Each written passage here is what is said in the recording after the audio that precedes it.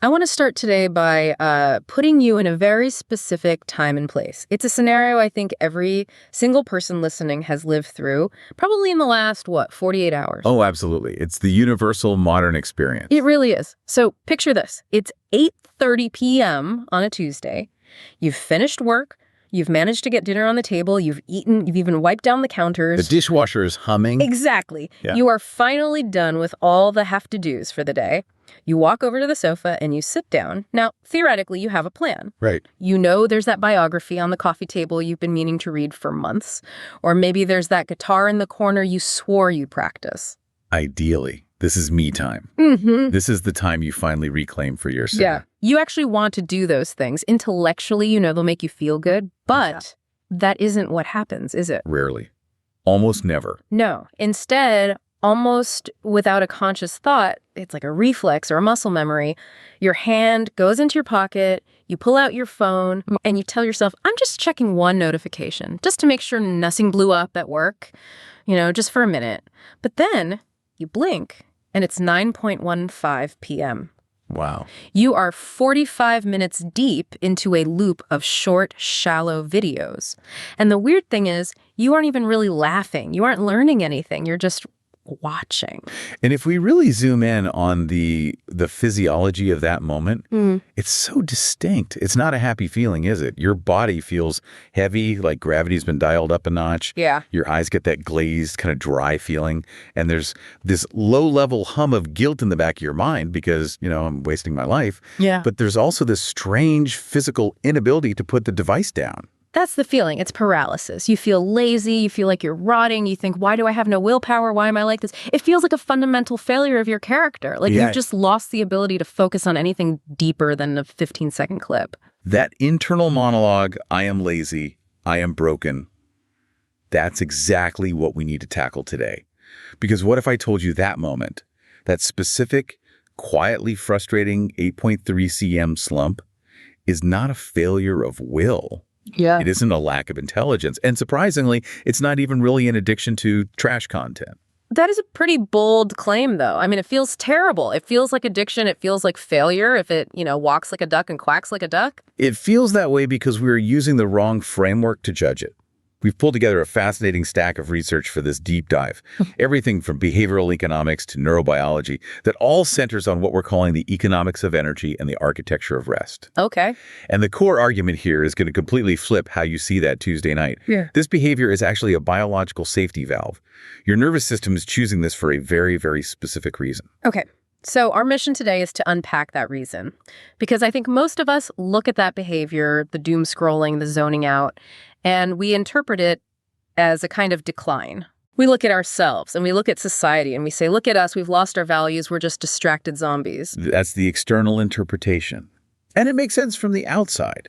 I mean, if you look at a human being who has 3 hours of free time and they spend it watching clips of strangers cutting kinetic sand, it looks like a loss of standards. Right. We operate on this assumption that humans should always be maximizing. That if we aren't working for our boss, we should be working on ourselves, getting fitter, smarter, more cultured. The side hustle culture or the self-optimization culture, even our rest has to be productive, right? If I'm reading, it should be nonfiction. If I'm watching TV, it has to be a documentary. Precisely. But that view completely ignores the biology. We need to introduce the foundational concept for this entire discussion, which is emotional and cognitive bandwidth. Bandwidth, okay, we usually use that word for internet speed. And in this context, think of it not as a metaphor, but as a literal, finite tank of fuel you wake up with every morning. It's the fuel required for executive function, for making decisions, regulating your emotions, inhibiting impulses. And I'm guessing by 8:30 p.m., specifically on a Tuesday, that tank is running on fumes. It's usually empty, and we totally underestimate what consumes that fuel. We think, I just sat at a desk all day, I shouldn't be tired. But bandwidth is consumed by all these invisible tasks. Like what? It's code switching to sound professional in an email when you really want to scream. It's reading your partner's mood when you walk in the door to avoid an argument. It's suppressing your frustration in traffic. Every single act of inhibition, every micro decision costs you fuel. By the time you hit the sofa, you aren't just physically tired, you are executively depleted. Okay, so the tank is empty, but I want to push back on this a little bit because even if I'm tired, I still have free will, don't I? I can physically pick up the book, my arms work, my eyes work. Why does the brain reject the good choice? Because the criteria for making that choice have fundamentally changed. This is the shift. When you are full of energy, say Saturday morning after coffee and a good sleep, your brain asks a question. Which is, What is meaningful? What is interesting? What will help me grow? but at 8:30 p.m. on a Tuesday. At 8:30 p.m., the nervous system stops asking what is meaningful and starts asking a purely economic question. What costs the least right now? What costs the least? Yes. The system switches into conservation mode. It is frantically looking for the path of absolute zero resistance. It's not looking for fun. It's looking for cheap. This actually explains the content choices too, because when I'm in that mode, I'm not watching some complex drama with subtitles. No way. I'm watching things that are completely mindless. Exactly. You aren't choosing those 30-second videos because you think they're high art. Yeah. You're not choosing them because they define your identity. You're choosing them because they ask nothing of you. They don't require you to follow a plot over 60 minutes. They don't ask you to empathize with a character's complex trauma. They ask for nothing. Zero. The source material calls this private regulation. It isn't a performance for anyone. It's just a way to keep the engine running without burning any more fuel. That's actually a huge relief. Because we tend to judge ourselves so harshly in those moments. We think, this is who I am now. I'm just a person who watches garbage. We attach it to our identity. And that is the most dangerous error we make. The sources make a critical distinction here that I think is the biggest takeaway from this part of our deep dive. States versus traits. Okay, break that down. A trait is a permanent part of your character, like being kind or curious or intelligent. A state is a temporary condition you're in, like being hungry or cold or, in this case, depleted. And the mistake we make is confusing one for the other. We confuse a temporary state for a permanent trait. So enjoying shallow, repetitive content when I'm completely drained doesn't mean I lack depth as a human being. Not at all. It just means you're in a specific regulatory state. It's functional. When your bandwidth returns on that Saturday morning, your preferences naturally shift back toward depth. You pick up a book, you go for the hike. But in the depleted state, your system is just trying to survive the evening. There was a metaphor in the notes that I really liked, the idea of a mask. But usually when we talk about masks, we mean hiding things from other people. Right. We think of masks as a social performance. But in this context, the zoning out, that glazed look, it isn't a mask for others. It's a way to rest without collapsing. Rest without collapsing. Think about it.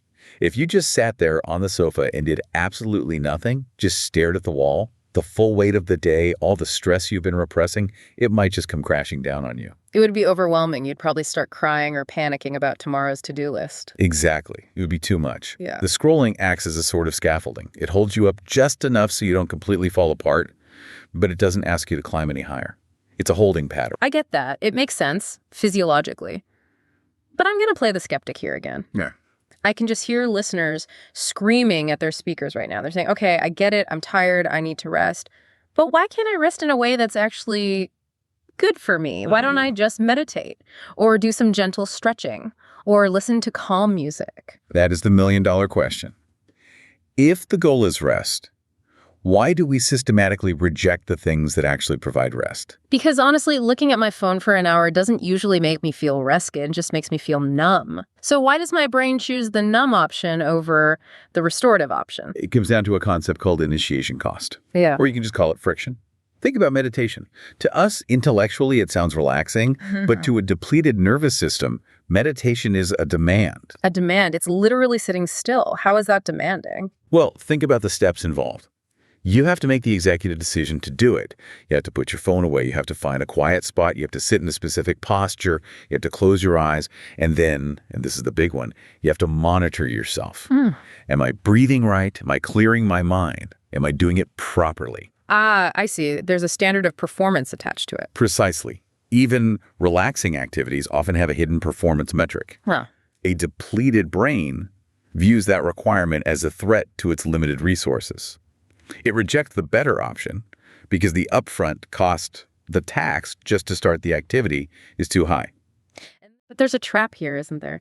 Because we already established that while it costs nothing, it doesn't actually make us feel better. We don't get up from the sofa refreshed. We often feel worse, foggy, disjointed. And this brings us to the most technical, but I think the most important part of the deep dive, the concept of dopamine shape. Okay, shape, not amount. Explain that. We tend to think dopamine is dopamine, the pleasure chemical.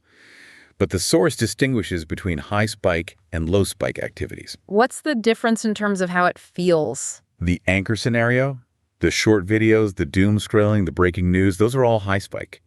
They create a sense of urgency, anticipation, or a quick hit of, whoa, look at that.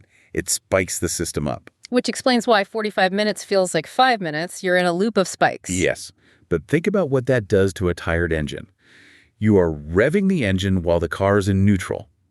It keeps the nervous system agitated, it's engaging, but it is not restoring. True regulation, the kind that actually refills the tank, has a totally different shape. Okay. It's smooth, it's flat. Give us an example of a flat dopamine activity. Staring at the ocean, stroking a pet, sorting laundry, listening to ambient rain sounds. And here is the kicker, and I think this is why we struggle. Those things sound boring. They do. And that is the paradox. We struggle to choose healthy regulation because it doesn't feel rewarding in the moment. It feels neutral. It feels quiet. It feels, as the source says, slightly boring. So a depleted brain, which is desperate for relief, mistakes distraction for rest. Exactly. It wants to be taken out of the feeling of fatigue, so it chases the spikes. But what it actually needs is the flat, boring calm. It's like eating candy when you're starving. It gives you a burst of energy, but it doesn't nourish you, and you crash harder 10 minutes later. There was a specific test in the notes that I found so helpful for this, because sometimes it's really hard to tell, am I resting or am I just numbing? Yes, the litmus test. It's very simple. If you can stop the activity after one unit, one video, one page, one song, without feeling any physical resistance, it is likely regulating. It's soothing you. Okay. But if stopping feels difficult, if there's a magnetic pull to just one more, it is likely stimulating. It's driving that high spike loop. That is so good. So if I'm watching a slow video about, I don't know, restoring an old painting, and I can turn it off and feel okay, that's regulation. Likely, yes. But if you're watching people scream at each other in 15-second clips and you physically can't lock the phone, that's stimulation masquerading as rest. You're just revving the engine when you should be parking the car. I want to zoom out for a second here, because if everyone is doing this, and the data shows pretty much everyone is, it's easy to get cynical about the state of the world. It's easy to say we're all just addicts. It is. But if we apply this energy economics lens, we stop seeing a culture of idiots or a generation with no attention span. We start seeing a system of nervous systems operating under chronic pressure. It puts the behavior in the context of the environment. Exactly. Modern life has removed the natural breaks. We don't have downtime anymore. Work follows us home via email. Social comparison is constant. We're operating with our sympathetic nervous systems, the fight or flight systems, partially activated all day long. So the crash at 8:30 p.m. is harder because the load during the day is heavier and more continuous. It really changes how you view people. Instead of looking at a subway car full of people on their phones and thinking, look at these zombies, you look at them and think, look at these people just trying to survive the commute without collapsing. It restores dignity. That's the word the source used that really struck me. Dignity. Regulation is a survival function. Seeing it clearly stops it from being embarrassing and starts it being understandable. Yeah, it's not a moral failing. It's an energy equation. I love that. It takes the shame out of it. And I think that's crucial, right? Because if you're ashamed, you're just draining more bandwidth. 100%. Shame is an energy expensive emotion. If you sit on the sofa and beat yourself up for being on the phone, you are actually depleting yourself further, making it even harder to put the phone down. It's a vicious cycle. Right. You feel bad, so you scroll to feel better, which makes you feel worse, so you scroll more. Exactly. So we've diagnosed the problem. We know it's bandwidth. We know it's friction. We know it's the shape of the dopamine. Now, usually this is the part of the deep dive where we give the top 5 hacks to reclaim your life. Right. But the source material was very specific about this. This is not a productivity manual. No. We are not going to tell you to do a digital detox or delete all your apps or buy a timed lockbox because, frankly, if you are depleted, you won't do it, and then you'll just feel guilty again. So instead of a to-do list, we have what the source calls gentle experiments. These are just things to notice. No pressure, no goals. The first one is the self-check. It's just a question you carry in your pocket. When you find yourself in that 8:30 p.m. loop, just pause for 1 second and ask yourself, am I depleted or am I understimulated right now? And you don't have to fix it. No. Just answer the question. I am depleted. That's it. Often, just naming the state, I am in a low bandwidth state, reduces the confusion. You stop thinking I'm lazy and start thinking I'm empty. It shifts it from a moral judgment to a fuel gauge reading. I'm not broken, I'm just out of gas. Exactly. And the second experiment is the lowest regret, next action. How does that work? If you realize you are depleted, stop expecting yourself to choose a demanding solution. Don't try to force yourself to read that dense philosophy book. Accept the state. But try to find a low-energy activity that you won't regret as much as the doom scroll. So maybe watching a sitcom you've seen before. Yes. A sitcom has a flat dopamine shape. You know what's going to happen. It's comforting. Or maybe it's just lying on the floor for 5 minutes with your eyes closed, or listening to a podcast while you stare at the ceiling. It costs the same amount of energy as scrolling, almost zero, but it actually restores you. It's about matching the activity to the energy level rather than fighting it. Yes. It's about permission. Permission to be in a low-power mode without apologizing for it. I want to take us back to that sofa. 8:30 p.m. Tuesday. You're there again. The phone is in your hand. But this time, you have this conversation in the back of your mind. And instead of the guilt, you might feel a little bit of recognition. You realize, oh, this isn't me feeling. This is my energy economics balancing the book. You realize you aren't broken. You're just balancing. And that awareness gives you a tiny bit of space, maybe enough space to choose the quiet option, maybe not. But the shame is gone. And without the shame, you might actually be able to rest. There was one final thought from the deep dive that really stuck with me. It was a warning, actually, but a thoughtful one. Yes. The closing thought was this. The risk is not consuming low-quality content occasionally. The risk is losing the ability to tolerate quiet. That hits home. If we only rely on the high spikes to regulate us, we lose our tolerance for the boredom that actually heals us. We forget how to just be. And realizing that is the first step to getting it back. Not by trying harder, but by understanding why we stopped in the first place. Precisely. That is all for this deep dive. We hope you look at your next doom scroll a little differently. Take care of that bandwidth, everyone. And be kind to your nervous system.